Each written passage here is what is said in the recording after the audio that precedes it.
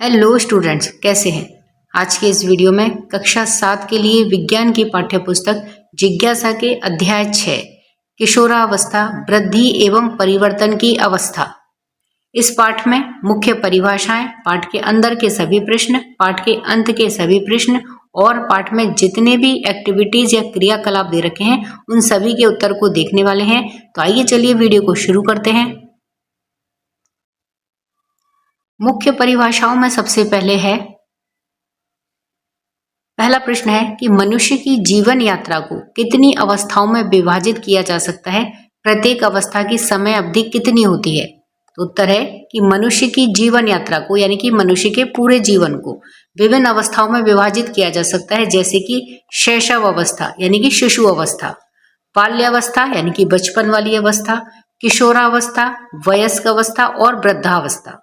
हर व्यक्ति में प्रत्येक अवस्था की समय अवधि अलग अलग हो सकती है, जैसे कि किसी व्यक्ति में किशोरावस्था 10 वर्ष की उम्र में शुरू होती है, किसी के में 12 वर्ष की उम्र में शुरू होती है, किसी में और थोड़ा बाद में शुरू होती है। तो इस प्रकार से प्रत्येक व्यक्ति में प्रत्येक अवस्था की जो समय अवधि है वह अलग अलग हो सकती है।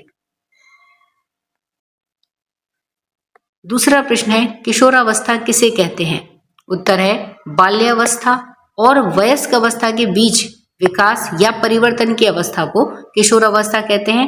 सामान्यतः यह अवस्था 10 वर्ष से शुरू होकर के 19 वर्ष की आयु तक बनी रह सकती है। प्रश्न संख्या 3, किशोरावस्था के दौरान लड़के और लड़कियों में क्या क्या परिवर्तन होने लगते हैं। उत्तर है कि इस अवस्था के दौरान यानी कि किशोरावस्था के दौरान लड़के और लड़कियों की लंबाई में तेजी से वृद्धि होती है और शरीर की संरचना में परिवर्तन स्पष्ट रूप से दिखाई देने लगते हैं। भार और बल में वृद्धि होने लगती है यानी कि उनका वजन बढ़ने लगता है। उनकी आवाज में परिवर्तन होने लगता है, जैसे कि लड़कों की आवाज थोड़ी भारी होने लगती है, तो इस प्रकार से उनकी आवाज में परिवर्तन दिखाई देने लगता है। शरीर के विभिन्न भागों में बाल दिखाई देने लगते हैं। चेहरे की त्वचा में परिवर्तन आने लगता है। प्रश्न संख्या 4, किशोरावस्था के समय किशोर किस तरह के अनुभवों का सामना करता है। उत्तर है किशोरावस्था जीवन की एक ऐसी अवस्था होती है जहां पर किशोरों को नए अनुभव होते हैं और उनमें नवीन भावनाएं उपजती हैं। यह वह समय होता है जब किशोर अपने साथियों के प्रति आकर्षित हो सकते हैं और उनके व्यवहार का अनुसरण कर सकते हैं। किसी गलत व्यक्ति के संपर्क में आ सकते हैं जो कि आपको हानिकारक पदार्थों जैसे कि तंबाकू, गुटखा, सिगरेट, बीड़ी, अल्कोहल और ड्रग्स का सेवन करने के लिए उकसा सकते हैं, फुसला सकते हैं या फिर बाध्य कर सकते हैं अथवा दबाव बना सकते हैं। इन पदार्थों के सेवन को ना कहने और इनसे दूर रहने में ही समझदारी है। प्रश्न संख्या 5, द्वितीयक लैंगिक विशेषताएं किन्हें कहा जाता है।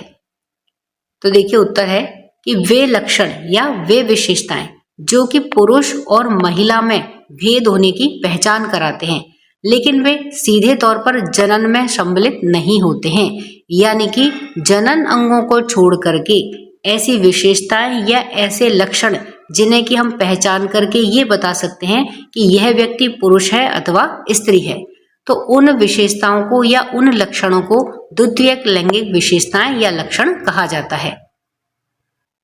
प्रश्न संख्या 6, मासिक धर्म या माहवारी किसे कहते हैं। उत्तर है किशोरावस्था के दौरान लड़कियों में आर्तव चक्र या मासिक धर्म या फिर माहवारी होना शुरू हो जाता है, जिसके दौरान प्रत्येक 28 से 30 दिन के अंतराल पर उनके शरीर से रक्त स्राव होता है। इस प्रक्रिया को मासिक धर्म, माहवारी या आर्तव चक्र कहते हैं। मासिक धर्म यौवन आरंभ के समय प्रारंभ होता है और सामान्यतः 45 से लेकर के 55 वर्ष की आयु होने पर इसका अंत होता है। प्रश्न संख्या 7, हार्मोन किन्हें कहते हैं। उत्तर है किशोर अवस्था के समय शरीर में होने वाले परिवर्तन मुख्य रूप से शरीर से स्रावित होने वाले कुछ रसायनों के द्वारा नियंत्रित होते हैं। इन रसायनों को हार्मोन कहते हैं। अब पाठ के अंदर के प्रश्न देखते हैं।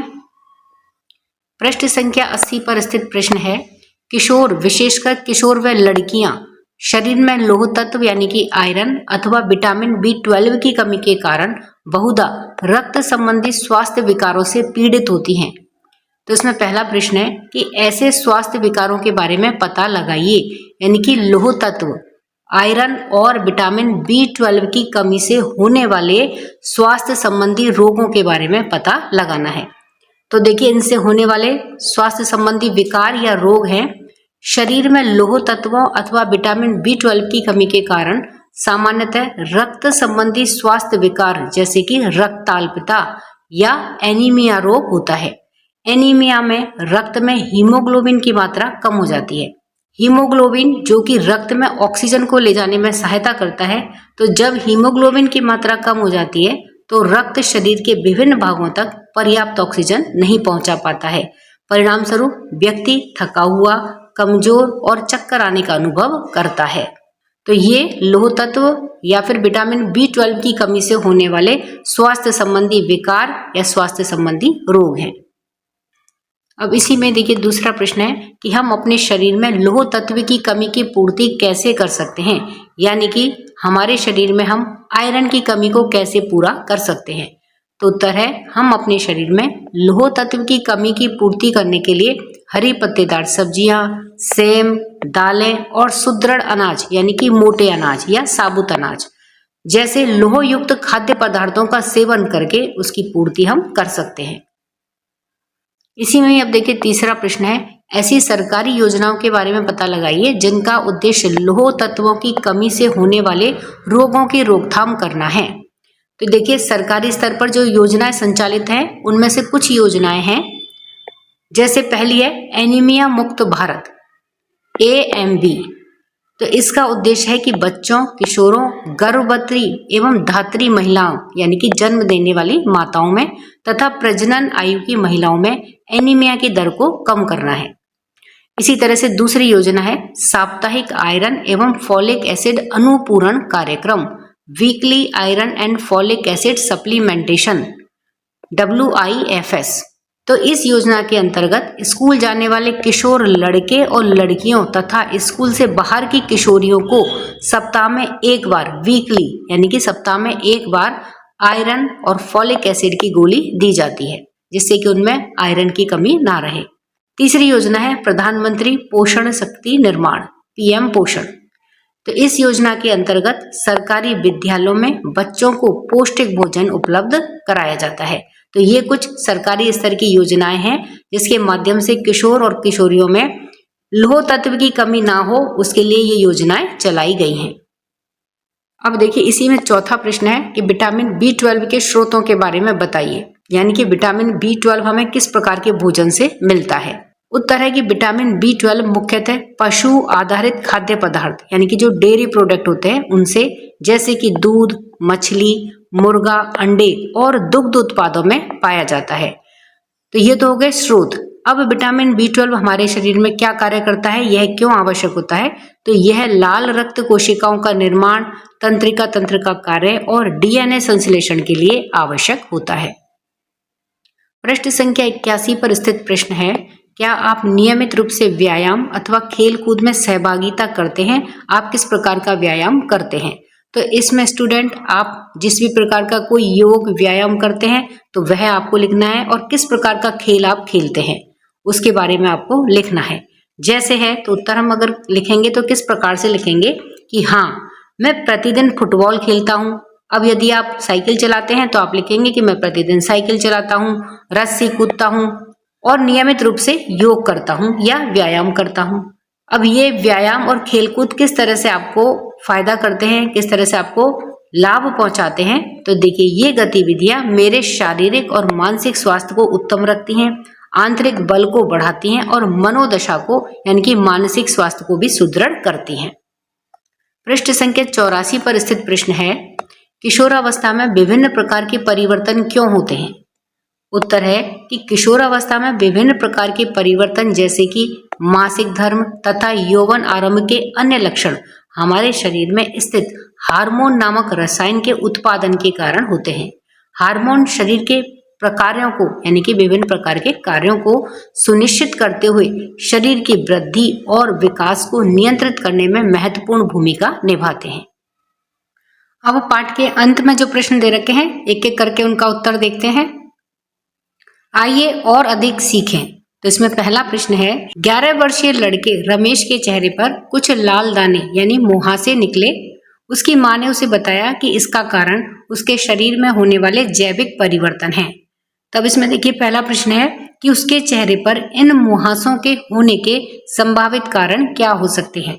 उत्तर है कि रमेश के चेहरे पर मुहासे किशोर अवस्था के दौरान उसकी त्वचा से होने वाले तेलीय स्रावों के बढ़ने के कारण हो सकता है।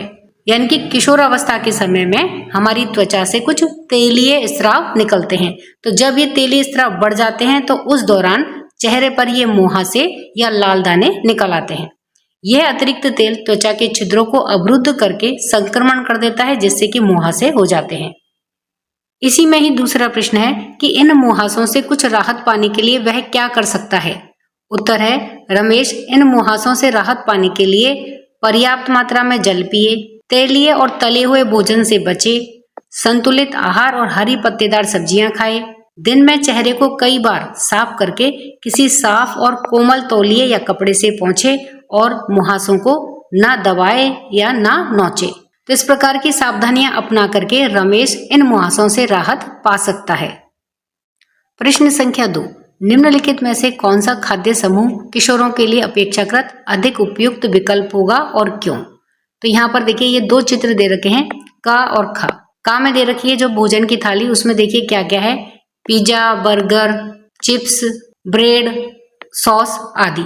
इसी तरह से जो खा वाली थाली है उसमें देखिए क्या क्या है भोज्य सामग्री, रोटी, दाल, सब्जी, चावल, सलाद, पापड़ आदि। तो अब इन दोनों तरह की थालियों को देख करके या खाद्य समूह को देख करके हमें बताना है कि किशोरों के लिए अपेक्षाकृत अधिक उपयुक्त खाद्य सामग्री कौन सी है। तो इसमें देखिए खाद्य समूह का, जिसमें कि पिज्जा, बर्गर, हॉटडॉग और अन्य फास्ट फूड से बना हुआ है, तो यह स्वास्थ्य के लिए फायदेमंद नहीं है। जबकि खाद्य समूह जो कि खा वाला है उसमें सब्जियां हैं, अनाज, दुग्ध जैसे उत्पादों से बना हुआ है, जिसमें कि प्रोटीन, कार्बोहाइड्रेट, विटामिन और खनिज जैसे आवश्यक पोषक तत्वों से यह समृद्ध है। अतः किशोरों के लिए खाद्य समूह खा यानी कि ये जो खा वाली थाली है वह अधिक उपयुक्त विकल्प होगा, क्योंकि यह किशोरावस्था में विकास, प्रगति और समग्र स्वास्थ्य के लिए महत्वपूर्ण है। तो इस तरह से ख चित्र वाला जो खाद्य समूह है यह किशोरों के लिए अधिक उपयुक्त और अधिक लाभकारी है। प्रश्न संख्या 3, निम्नलिखित वाक्यों में रेखांकित शब्दों को सही रूप में लिखिए। तो देखिए इनमें हमें क्या करना है, ये जो वाक्य दे रखे हैं उसमें जो शब्द रेखांकित शब्द है यानी कि जिनके नीचे अंडरलाइन हो रखी है, उन शब्दों में जो अक्षर हैं वे सही क्रम में नहीं लगे हैं। तो हमें क्या करना है, इन अक्षरों को सही क्रम में लगाना है, जिससे कि एक उचित अर्थ वाला शब्द बने और फिर इस अंडरलाइन शब्द की जगह हमें उस उचित अर्थ वाले शब्द को लिखना है। तो देखिए पहला है वाक्य, किशोर व लड़कियों में 28 से 30 दिनों के अंतराल पर होने वाला रक्त स्राव है।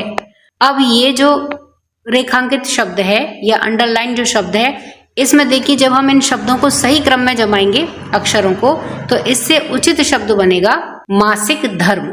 तो इस तरह से इस रेखांकित शब्द के जगह पर हम लिख देंगे मासिक धर्म। इन अक्षरों को हम सही क्रम में लगा देंगे और इससे बनेगा मासिक धर्म। तो सही बनेगा वाक्य कि किशोर व लड़कियों में 28 से 30 दिनों के अंतराल पर होने वाला रक्तस्राव मासिक धर्म है। दूसरा है वाक्य, किशोर व लड़कों की आवाज में रुक्षता यानी कि रूखापन बड़े हुए के कारण होता है। और यहाँ पर देखिए जो रेखांकित या अंडरलाइन शब्द है उसको जब हम सही करके लिखेंगे तो वह बनेगा वाक यंत्र। तो इस तरह से इस शब्द की जगह पर हम लिख देंगे वाक यंत्र। तो किशोर व लड़कों की आवाज में रुक्षता बढ़े हुए वाक यंत्र के कारण होती है। तीसरा वाक्य है, द्वितीयक लैंगिक लक्षण वे प्राकृतिक संकेत हैं जो यह इंगित करते हैं कि शरीर वयस्कता की तैयारी कर रहा है और ये को चिन्हित करते हैं। अब रेखांकित जो पद है उसके जब इन अक्षरों को हम सही क्रम में जमाएंगे तो इससे शब्द बनेगा यौवनारंभ और इस शब्द की जगह पर हम लिख देंगे यौवनारंभ। तो अब देखिए वाक्य किस प्रकार से होगा कि द्वितीयक लैंगिक लक्षण वे प्राकृतिक संकेत हैं जो यह इंगित करते हैं कि शरीर वयस्कता की तैयारी कर रहा है और ये यौवन आरंभ को चिन्हित करते हैं। चौथा है वाक्य हमें और को ना कहना चाहिए क्योंकि ये व्यसनकारी हैं। अब यहाँ पर देखिए दो है रेखांकित पद और इन दोनों को ही हमें सही करके लिखना है। तो जो पहला पद है जब हम इसके अक्षरों को सही क्रम में जमाएंगे तो इससे बनेगा शब्द एल्कोहल। इसी तरह से इसी में ही दूसरा है ये पद, जब हम इसको सही करके जमाएंगे इसके अक्षरों को तो इससे बनेगा शब्द ड्रग्स। तो अब हम इनकी जगह पर इन दोनों शब्दों को लिख देंगे और देखिए अब वाक्य बनेगा कि हमें एल्कोहल और ड्रग्स को ना कहना चाहिए क्योंकि ये व्यसनकारी हैं। तो इस तरह से इन रेखांकित शब्दों का हम सही रूप करके हम फिर से वाक्यों को इस प्रकार से लिखेंगे। प्रश्न संख्या 4, शालू ने अपनी सहपाठी से कहा किशोर अवस्था में मात्र शारीरिक परिवर्तन होते हैं जैसे कि लंबा होना या शरीर पर बालों का निकलना, क्या वह सही है? आप किशोर अवस्था के इस वर्णन में क्या परिवर्तन करेंगे? तो देखिए उत्तर है कि शालू का कहना पूर्ण रूप से सही नहीं है। किशोर अवस्था में मात्र शारीरिक परिवर्तन ही नहीं होते बल्कि आंतरिक परिवर्तन भी होते हैं जो बाहर से दिखाई नहीं देते। आवाज में परिवर्तन, भावनात्मक और व्यावहारिक परिवर्तन भी होते हैं। अपने साथियों के प्रति आकर्षण हो सकता है, प्रजनन क्षमता का विकास भी होता है। तो ये कुछ और महत्वपूर्ण लक्षण हैं या परिवर्तन हैं जो किशोर अवस्था के दौरान होते हैं। प्रश्न संख्या 5, कक्षा में चर्चा के समय कुछ विद्यार्थियों ने निम्नलिखित बिंदुओं पर चर्चा की। आप किन प्रश्नों को पूछ करके इन बिंदुओं के औचित्य को सिद्ध करेंगे? तो अब देखिए पहला बिंदु है कि किशोर वयों को व्यवहारगत परिवर्तनों के संबंध में चिंता करने की आवश्यकता नहीं होती। यानी कि जो किशोर अवस्था होती है उस समय में जो व्यवहार में परिवर्तन होते हैं वे स्वाभाविक होते हैं। उन परिवर्तनों को लेकर के किशोरों को चिंता करने की आवश्यकता नहीं होती है। तो इसके लिए किशोरों से हम निम्नलिखित प्रकार से प्रश्न पूछ सकते हैं जिन प्रश्नों को सुन करके समझ करके उन्हें अपने व्यवहार में हो रहे परिवर्तनों को लेकर के चिंता करने की आवश्यकता नहीं होगी। तो देखिए किस तरह से प्रश्न पूछ सकते हैं कि क्या किशोर अवस्था के दौरान होने वाले व्यवहारगत परिवर्तन सामान्य विकास प्रक्रिया का हिस्सा है? किशोर अवस्था में व्यवहार में किस प्रकार के परिवर्तन देखने को मिलते हैं? यानी कि उन किशोरों से पूछेंगे कि उनके व्यवहार में किस प्रकार के परिवर्तन वे देख रहे हैं। क्या हार्मोनल और शारीरिक बदलाव किशोरों के व्यवहार को प्रभावित करते हैं? क्या अधिकांश व्यवहारगत परिवर्तन समय के साथ में स्वतः सामान्य हो जाते हैं? क्या इन परिवर्तनों के कारण किशोरों को अत्यधिक चिंता करने की आवश्यकता होती है या उन्हें सही मार्गदर्शन की आवश्यकता होती है? तो इस प्रकार से उनसे ये निम्नलिखित प्रश्न पूछेंगे। तो अब देखिए निष्कर्ष क्या निकलता है कि इन प्रश्नों के उत्तरों से यह स्पष्ट होगा कि किशोर अवस्था में होने वाले व्यवहारगत परिवर्तन सामान्य एवं स्वाभाविक हैं। इसीलिए किशोरों को इन परिवर्तनों के संबंध में अनावश्यक रूप से चिंता करने की आवश्यकता नहीं होती, बल्कि उचित मार्गदर्शन और सहयोग से वे इस अवस्था को सहज रूप से पार कर सकते हैं। तो इस प्रकार से किशोरों से इन विभिन्न प्रकार के प्रश्नों को पूछ करके उनमें हो रहे व्यवहारगत परिवर्तन के बारे में उन्हें जागरूक करेंगे, उनका मार्गदर्शन करेंगे और उन्हें सहयोग करेंगे, जिससे कि वे उनमें हो रहे इन परिवर्तनों को लेकर के किसी भी प्रकार की कोई चिंता ना करें। इसी प्रकार से अब देखिए दूसरा बिंदु है कि यदि कोई हानिकारक पदार्थ का एक बार सेवन कर लेता है तो वह इच्छा के अनुसार इसका सेवन करना कभी भी बंद कर सकता है। तो अब देखिए ये बिंदु से संबंधित हम किस प्रकार से उनसे प्रश्न पूछ सकते हैं कि यदि किसी किशोर के मन में इस प्रकार की धारणा है तब उसकी इस धारणा को बदलने के लिए निम्न प्रकार के प्रश्न पूछे जा सकते हैं। यानी कि यदि कोई किशोर यह समझता है कि वह एक बार इन हानिकारक पदार्थों का सेवन कर ले, उसके बाद में जब भी वह चाहेगा तो इन हानिकारक पदार्थों का सेवन करना वह बंद कर सकता है, तो उसकी इस धारणा को बदलने के लिए, उसको यह समझाने के लिए कि इन हानिकारक पदार्थों का सेवन करना बंद करना इतना आसान नहीं है, तो उसको यह समझाने के लिए हम उससे निम्न प्रकार के प्रश्न पूछ सकते हैं। जैसे कि यदि इच्छा के अनुसार छोड़ना इतना आसान होता तो बहुत से लोग नशे की लत के शिकार क्यों हो जाते, यानी कि क्यों नहीं वे सारे लोग इस लत को छोड़ पाते, क्योंकि यह लत को छोड़ना इतना आसान नहीं होता है। तो इस प्रकार से उससे प्रश्न पूछेंगे। इसके अलावा क्या आपने ऐसे लोगों के बारे में सुना या पढ़ा है जो हानिकारक पदार्थों का सेवन करना छोड़ना चाहते थे फिर भी बार बार नशे की ओर लौट गए, यानी कि वे इसको नहीं छोड़ पाए। इसी प्रकार से पूछेंगे कि क्या केवल इच्छा शक्ति ही नशा छोड़ने के लिए पर्याप्त होती है या कई लोगों को चिकित्सकीय या मनोवैज्ञानिक सहायता की आवश्यकता पड़ती है? क्या हानिकारक पदार्थों का सेवन मस्तिष्क और शरीर में ऐसी निर्भरता यानी कि लत पैदा कर सकता है जिससे कि उसे छोड़ना कठिन हो जाए? इसके अलावा देखिए और क्या पूछ सकते हैं कि क्या वैज्ञानिक शोध यह बताते हैं कि हानिकारक पदार्थ का एक बार सेवन करने के बाद भी लत लगने का जोखिम हो सकता है? तो इस तरह से हम उन किशोरों से ये विभिन्न प्रकार के प्रश्न पूछेंगे। तो निष्कर्ष क्या निकलता है कि यदि कोई हानिकारक पदार्थ का एक बार सेवन कर लेता है तो वह इच्छा के अनुसार इसका सेवन कभी भी बंद कर सकता है। यह कथन सामान्यतः सही नहीं है, क्योंकि कई हानिकारक पदार्थ निर्भरता यानी कि लत पैदा कर सकते हैं। यानी कि जब आप उसका एक बार सेवन कर लेते हैं तो फिर आपको उसे दोबारा उसका प्रयोग करने की इच्छा होती है, यानी कि आपके अंदर उसकी लत पैदा हो गई है। और उन्हें छोड़ना हमेशा केवल इच्छा पर ही निर्भर नहीं करता है, अब वह आपकी जरूरत या आवश्यकता बन जाती है। तो इसीलिए जो हानिकारक पदार्थ होते हैं उनका एक बार सेवन कर लेने से फिर अब वह हमारी इच्छा के अनुसार हम उसका सेवन करना कभी भी बंद नहीं कर सकते हैं। तो इस प्रकार से इन विभिन्न प्रकार के प्रश्नों के माध्यम से हम किशोरों को यह समझाएंगे कि हानिकारक पदार्थ किस प्रकार से हमें लत या निर्भरता की ओर ले जाते हैं और हमें इनसे दूर रहना चाहिए। प्रश्न संख्या 6।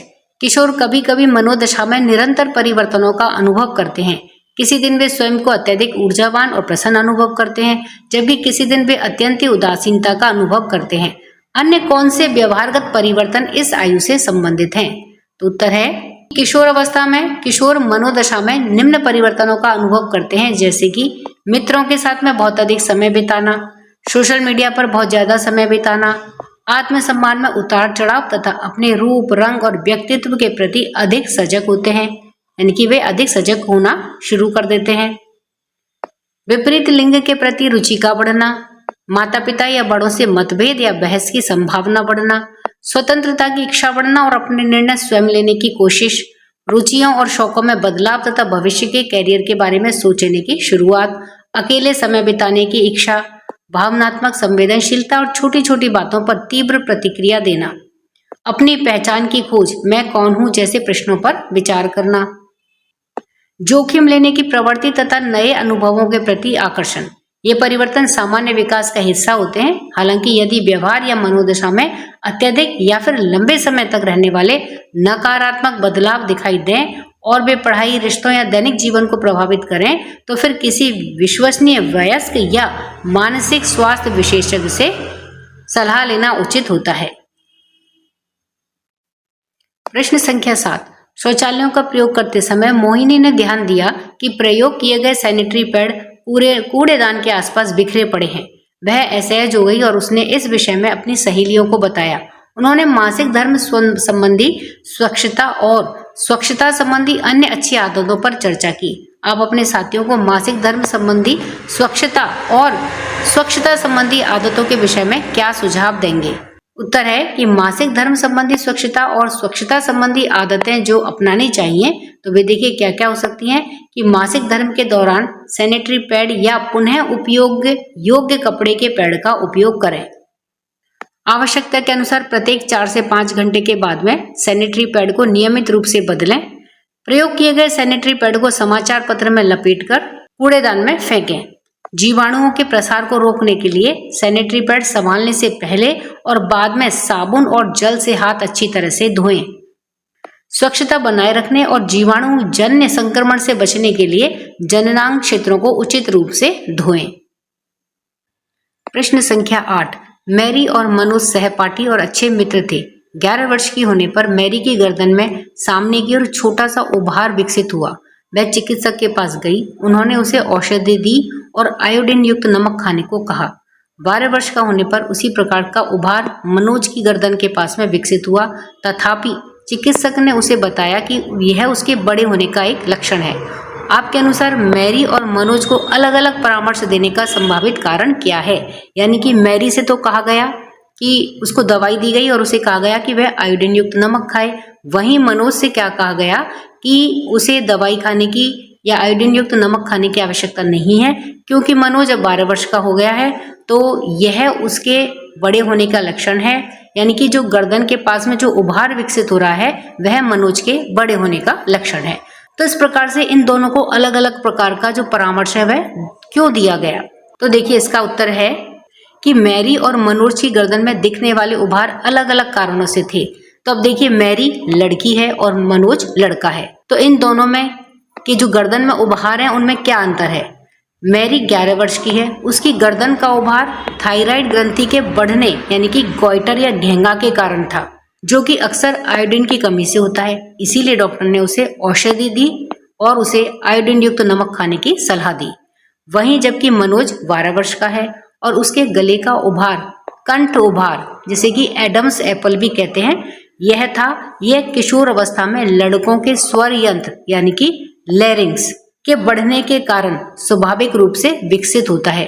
यह कोई बीमारी नहीं है, इसीलिए केवल यह बताया गया कि यह उसके बड़े होने का एक सामान्य लक्षण है। तो इसीलिए दोनों को अलग अलग तरह की सलाह दी गई। प्रश्न संख्या 9, किशोर अवस्था के दौरान लड़कों और लड़कियों में कुछ शारीरिक परिवर्तन होते हैं, जिनमें से कुछ निम्नलिखित हैं। आवाज में परिवर्तन, स्तनों का विकास, मूंछों में वृद्धि, चेहरे पर बालों की वृद्धि, चेहरे पर मुहासे, जघन क्षेत्र में बालों की वृद्धि, बगल में बालों की वृद्धि। इन परिवर्तनों को नीचे दी गई तालिका में वर्गीकृत कीजिए। अब देखिए यहाँ पर ये तालिका दे रखी है जिसमें किशोर अवस्था के दौरान शारीरिक परिवर्तन, यानी कि जो हमें ये सारे परिवर्तन दे रखे हैं उन्हें हमें यहाँ पर वर्गीकृत करना है। कैसे? कि केवल लड़कों में देखे गए लक्षणों को हमें यहाँ लिखना है तालिका में, ऐसे लक्षण जो केवल लड़कियों में देखे गए उन्हें हमें यहाँ लिखना है इन कॉलमों में। इसी प्रकार से लड़के और लड़कियों दोनों में देखे गए, यानी कि ऐसे लक्षण जो दोनों में दिखाई देते हैं, उन्हें हमें यहाँ पर लिखना है। तो देखिए इस टेबल को हम किस तरह से भरेंगे। तो इसमें किशोर अवस्था के दौरान शारीरिक परिवर्तन, तो ऐसे परिवर्तन जो केवल लड़कों में देखे गए उनमें से देखिए आवाज में परिवर्तन, चेहरे पर बालों की वृद्धि और मूंछों में वृद्धि। इसी तरह से ऐसे लक्षण जो केवल लड़कियों में देखे गए उसमें स्तनों का विकास।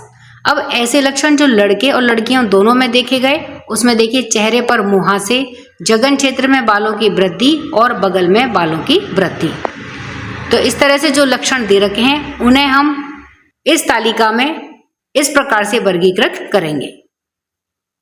प्रश्न संख्या 10, किशोरों के लिए एक स्वस्थ जीवन शैली जीने के सुझावों का उल्लेख करते हुए एक पोस्टर बनाइए। तो देखिए हम ये पोस्टर इस प्रकार से बनाएंगे जिसमें कि किशोरों के लिए स्वस्थ जीवन शैली का संदेश देते हुए हम ये निम्नलिखित चित्र इसमें बना सकते हैं, जिसमें कि किशोर प्रत्येक दिन संतुलित आहार लें जिसमें सभी प्रकार के पोषक तत्वों की मौजूदगी हो। इसके अलावा स्वस्थ रहने के लिए किशोर प्रतिदिन शारीरिक गतिविधियां करें जिसमें कि विभिन्न प्रकार के खेल शामिल हो सकते हैं और योग और प्राणायाम भी वे कर सकते हैं। अब देखिए पाठ के अंदर जो क्रियाकलाप या एक्टिविटीज दे रखी हैं उन्हें भी समझ लेते हैं। क्रियाकलाप 6.1 आइए चर्चा करें।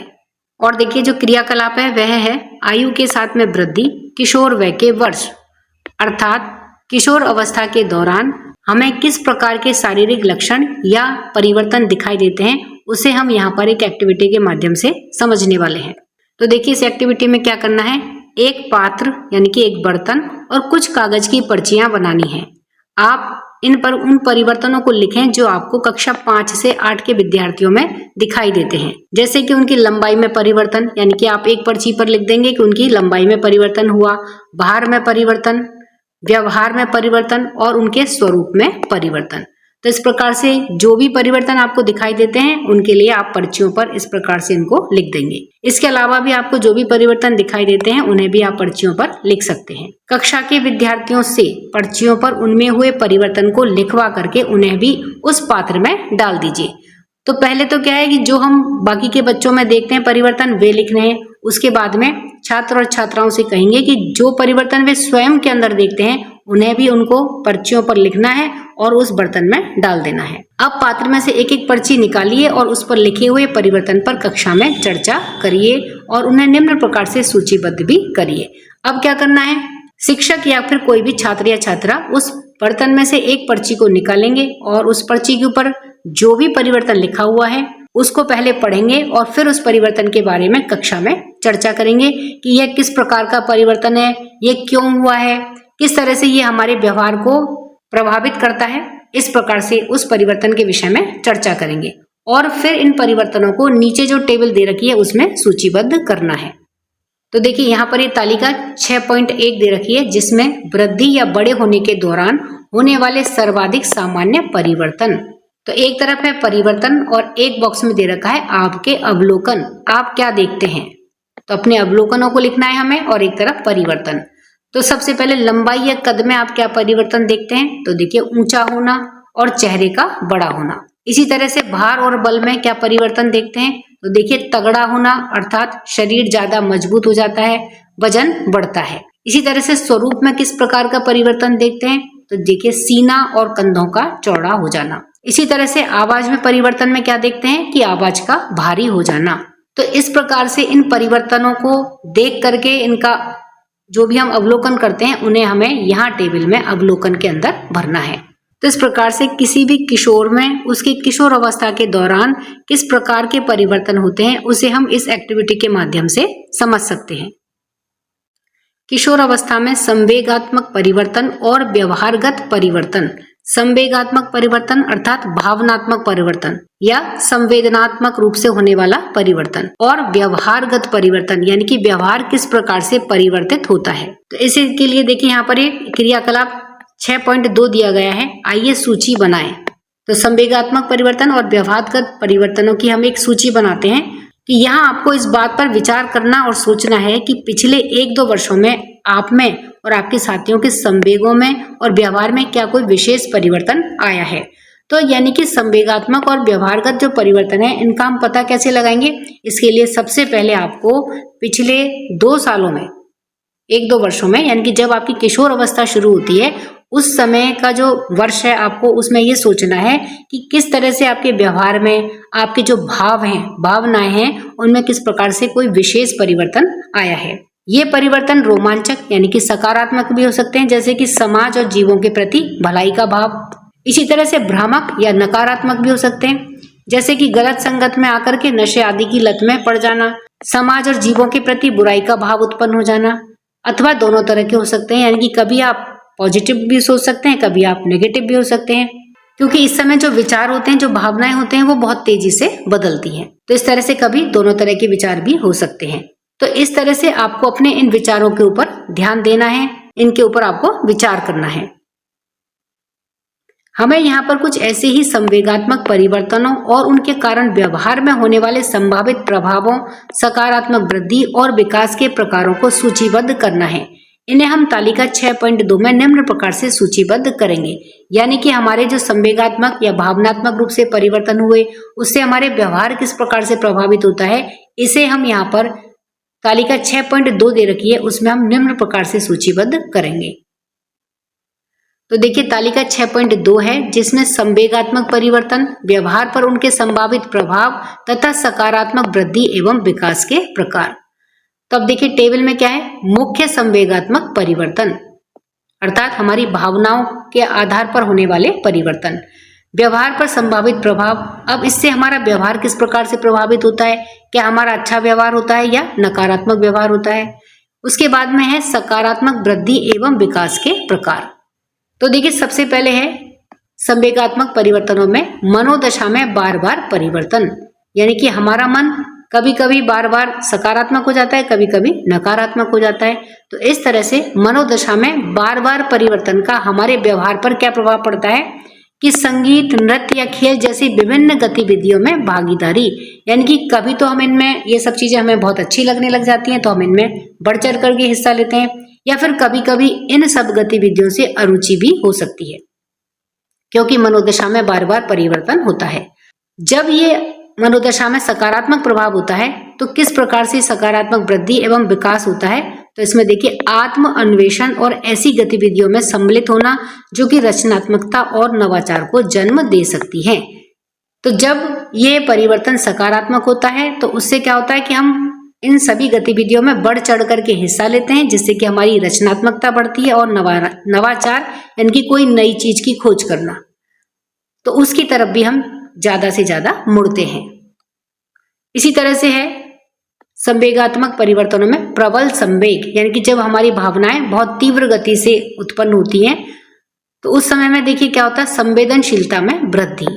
और जब ज्यादा संवेदनशील हो जाते हैं तो उसका क्या प्रभाव पड़ता है कि दया भाव और सामाजिक कार्यों में जो हिस्सेदारी है, भागीदारी है, वह भी ज्यादा हो जाती है। हम ज्यादा से ज्यादा सामाजिक कार्यों में बढ़ चढ़ करके हिस्सा लेने लगते हैं। और वह किस लिए होती है?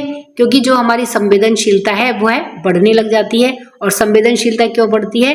क्योंकि हमारे जो संवेग हैं या जो हमारी भावनाएं हैं वो बहुत तेजी से बदल रही होती है। इसी प्रकार से है अन्य कोई इसी प्रकार का भावनात्मक बदलाव या परिवर्तन। तो इसमें देखिए जैसे अध्यात्म में वृद्धि हो सकती है, यानी कि अध्यात्म के प्रति रुचि जाग सकती है। तो उससे क्या फायदा होता है, क्या सकारात्मक वृद्धि होगी कि भगवान में अत्यधिक श्रद्धा और पूजा पाठ का भाव विकसित होता है। तो इस प्रकार से हमारे जो संवेगात्मक या जो भावनात्मक परिवर्तन है उनका हमारे व्यवहार पर प्रभाव, और फिर इस व्यवहार से किस प्रकार से सकारात्मक वृद्धि या विकास होता है उसे हम इस प्रकार से टेबल के अंदर सूचीबद्ध करेंगे।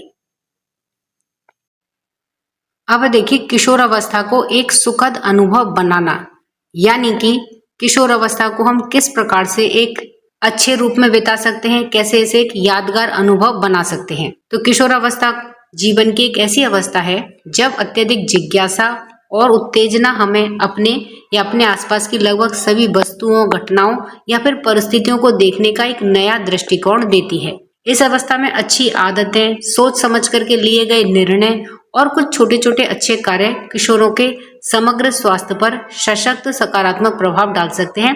तो अब देखिए ऐसे कौन कौन से कार्य हो सकते हैं जिनके द्वारा कि हम अपनी किशोरावस्था को एक सुखद अनुभव के रूप में बदल सकते हैं। तो इसमें देखिए कुछ महत्वपूर्ण कार्य हैं, जैसे पोषण संबंधी आवश्यकताओं की पूर्ति, यानी कि किशोर अवस्था के दौरान जब शारीरिक वृद्धि हो रही होती है तो उस समय शरीर को कुछ अत्यधिक महत्वपूर्ण पोषक तत्वों की आवश्यकता होती है। और इसी समय में जो हमारा मन है वह फास्ट फूड या ज्यादा तले हुए भोज्य पदार्थों को खाने की इच्छा करती है। तो ऐसे समय में हमें ज्यादा पोषक तत्वों से युक्त भोजन को करना स्वीकार करना चाहिए, और ऐसा भोजन करने से हमारा शरीर स्वस्थ रहता है और हमारा मानसिक और शारीरिक दोनों प्रकार के विकास होते हैं। इसी तरह से व्यक्तिगत स्वच्छता, तो किशोर अवस्था के दौरान हमें अपने शरीर की साफ सफाई पर ध्यान देना चाहिए, जैसे प्रतिदिन स्नान करना चाहिए, साफ सूखी तौलिया से शरीर को पोंछना चाहिए, स्वच्छ कपड़े पहनने चाहिए। तो इस प्रकार से जब हम स्वच्छ रहेंगे तो किसी भी प्रकार के रोग से हम नहीं घिरेंगे और हमारा शारीरिक और मानसिक विकास अच्छे से होगा। इसी प्रकार से है शारीरिक गतिविधियां, यानी कि किशोर अवस्था के दौरान जब हमारा शरीर अनेकों प्रकार की वृद्धि से गुजरता है तो उस समय में हमें शारीरिक गतिविधियों में लिप्त रहना चाहिए, यानी कि अनेकों प्रकार के खेल कूद की गतिविधियां हम कर सकते हैं, योग प्राणायाम कर सकते हैं, जिससे कि हमारे शरीर पर सकारात्मक प्रभाव पड़ता है और हमारा जो शारीरिक विकास है वह अच्छे से होता है।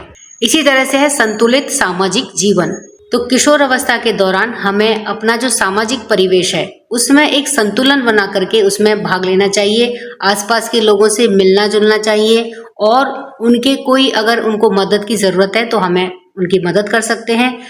तो इस प्रकार से हमें एक संतुलित सामाजिक जीवन भी जीना चाहिए। इसी प्रकार से हानिकारक पदार्थों से बचना ना कहना सीखें, तो देखिए किशोर अवस्था के दौरान कई बार संगत में आकर के ऐसे हानिकारक पदार्थों को पीने का, उनका उपयोग करने का, जैसे कि अल्कोहल, ड्रग्स, बीड़ी, सिगरेट, गुटखा, पान मसाला आदि।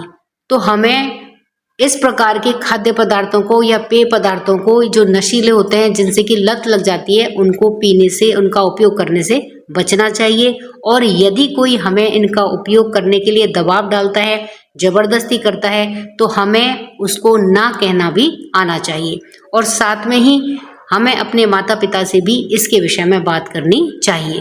तो इस प्रकार से ये कुछ ऐसे महत्वपूर्ण बिंदु हैं जिनका ध्यान रख के हम अपनी किशोर अवस्था को एक सुखद अनुभव के रूप में परिवर्तित कर सकते हैं। अब देखिए किशोर अवस्था के दौरान हमें किन महत्वपूर्ण बातों का या महत्वपूर्ण बिंदुओं का ध्यान रखना चाहिए जिससे कि हम किशोर अवस्था को एक सुखद अनुभव के रूप में बदल सकते हैं। तो अब उसमें से जो पहला बिंदु है पोषण संबंधी आवश्यकताओं की पूर्ति, यानी कि किशोर अवस्था के दौरान हमारा शरीर में अनेकों प्रकार के परिवर्तन होते हैं, वृद्धि होती है, तो उसके लिए हमें पोषक तत्वों की आवश्यकता होती है। तो वह पोषक तत्व हमें किस प्रकार के भोजन से प्राप्त होगा और वह भोजन किस तरह से हमारे शरीर में मदद करता है, इसे हम यहाँ पर क्रियाकलाप 6.3 आइए सूची बनाएं, इसके माध्यम से समझते हैं। वृद्धि और विकास का समय होने के कारण किशोरावस्था में शरीर में अनेकों प्रकार के परिवर्तन होते हैं। इसीलिए इस समय पौष्टिक आहार का महत्व अत्यधिक होता है और इसके लिए पर्याप्त मात्रा में प्रोटीन, कार्बोहाइड्रेट, वसा, विटामिन और खनिजों की आवश्यकता होती है। तो अब देखिए हम तालिका 6.3 में खाद्य स्रोत यानी कि जिनसे कि हमें ये पोषक तत्व प्राप्त होते हैं और उनमें वे पोषक तत्व जो उपस्थित होते हैं और उसके अलावा उन पोषक तत्वों का कार्य यानी कि वे किस प्रकार से हमारे शरीर की मदद करते हैं, इसे हम यहाँ पर तालिका 6.3 के माध्यम से समझने वाले हैं। तो इसमें देखिए एक तरफ है खाद्य स्रोत, उसके बाद में इससे प्राप्त होने वाले पोषक यानी कि पोषक तत्व और फिर इन पोषक तत्वों का कार्य। तो खाद्य स्रोतों में सबसे पहले है दूध, श्री अन्न यानी कि मिलेट यानी बाजरा, दही, पनीर और चीज, ये सभी खाद्य स्रोत हैं या खाद्य वस्तु हैं। अब इनसे देखिए हमें कौन कौन से पोषक तत्व मिलते हैं, तो कैल्शियम, प्रोटीन, वसा और विटामिन। अब इन पोषक तत्वों का कार्य यानी कि हमारे शरीर में किस प्रकार से मदद करते हैं, तो अस्थियों की इष्टतम वृद्धि में सहायता करना और दांतों को मजबूत बनाना। इसी प्रकार से अब है खाद्य स्रोतों में दालें, सोयाबीन, अंडा, मछली, मांस। इनसे हमें कौन कौन से पोषक तत्व प्राप्त होते हैं, तो देखिए प्रोटीन, कार्बोहाइड्रेट और वसा। और ये पोषक तत्व हमारे शरीर में किस प्रकार से मदद करते हैं, तो समुचित वृद्धि करते हैं, बल प्राप्त करने में सहायता करना और ऊर्जा के स्तर को बढ़ाने में सहायता करते हैं, ऊतकों की मरम्मत करना। इसी प्रकार से खाद्य स्रोतों में देखिए पालक, राजमा और सूखे मेवे जैसे कि किशमिश और अंजीर। इनसे हमें कौन कौन से पोषक तत्व प्राप्त होते हैं, तो आयरन यानी कि लौह तत्व, fibre, protein, calcium, magnesium, potassium, vitamin और एंटीऑक्सीडेंट। और ये सभी हमारे शरीर में क्या मदद करते हैं, ये रक्त के बनने में सहायता करते हैं। तो इस प्रकार से हमें किशोर अवस्था के दौरान ऐसी खाद्य वस्तुओं का सेवन करना चाहिए जो कि पोषक तत्वों से युक्त हों और जो हमारे शरीर की विकास में, रोगों से लड़ने में हमारे शरीर की मदद करें। अब देखिए क्रियाकलाप 6.4 दे रखा है जिसमें कि आइए जागरूकता फैलाएं। तो जागरूकता किस विषय में फैलानी है, सोशल मीडिया के संबंध में अनुपालनीय क्या करें और क्या नहीं करें। यानी कि जब हम सोशल मीडिया का उपयोग कर रहे हैं तो उस समय ऐसी क्या बातें होती हैं जिनका कि हमें पालन करना चाहिए, कौन सी ऐसी बातें हैं जो कि हमें सोशल मीडिया पर नहीं करनी चाहिए। तो उसके संबंध में लोगों को शिक्षित करने के लिए, उनके बीच में जागरूकता फैलाने के लिए हमें क्या करना चाहिए, इसे हम यहाँ पर क्रियाकलाप 6.4 के माध्यम से जो तालिका दे रखी है इससे समझते हैं। तो देखिए करें यानी कि सोशल मीडिया का जब हम उपयोग कर रहे हैं तो हमें क्या करना चाहिए और ना करें में क्या नहीं करना चाहिए। तो देखिए क्या करें, सबसे पहले हम इसको देखते हैं। यानी कि सोशल मीडिया का जब हम उपयोग कर रहे हैं तो हमें क्या करना चाहिए, सम्मानपूर्ण और दयालु बनिए, पोस्ट करने से पहले सोचिए और निजता की सुरक्षा कीजिए। क्या ना करें यानी कि क्या ऐसी बात है, क्या ऐसा काम है जो हमें नहीं करना चाहिए। तो इसमें देखिए व्यक्तिगत फोटो अपरिचितों या फिर ऑनलाइन मित्रों के साथ में साझा मत कीजिए। किसी भी सुनी सुनाई बातों या अफवाहों या झूठी जानकारी को सोशल मीडिया जैसे कि व्हाट्सएप, फेसबुक या फिर अन्य किसी भी मीडिया पर साझा ना करें। यात्रा के दौरान अपनी जानकारी या स्थिति को साझा ना करें। तो ये कुछ ऐसी बातें हैं जिनका ध्यान रख करके हम सोशल मीडिया के उपयोग को और प्रभावी बना सकते हैं और उसको सुविधाजनक भी बना सकते हैं और सोशल मीडिया के द्वारा होने वाली किसी भी प्रकार की परेशानी से हम बच सकते हैं। इस प्रकार से स्टूडेंट हमने पाठ संख्या 6 के अंदर के सभी प्रश्नों को, अंत के सभी प्रश्नों के उत्तर को और क्रियाकलापों को समझ लिया है। अब हम अगले वीडियो में अध्याय 7 प्रकृति में ऊष्मा का स्थानांतरण, इस पाठ के सभी प्रकार के प्रश्न उत्तर और क्रियाकलापों को समझेंगे। तब तक के लिए वीडियो पसंद आए वीडियो को लाइक करिए, शेयर करिए, चैनल पर नए हैं तो सब्सक्राइब करना ना भूलें। मिलते हैं अगले वीडियो में, इसी के साथ धन्यवाद।